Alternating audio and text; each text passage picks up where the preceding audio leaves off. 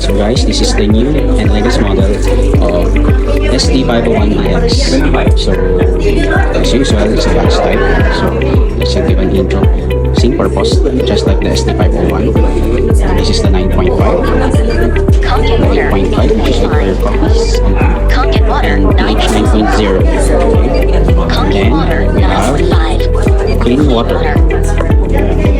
And PG water. And here is the strong acid water. So what's the latest thing about here is that the screen is color coded, so much more easy to identify if it is 9.5. Clean water, it's color green. Beauty water, color yellow. And strong acid, still color yellow. Bili na kayo guys na ito.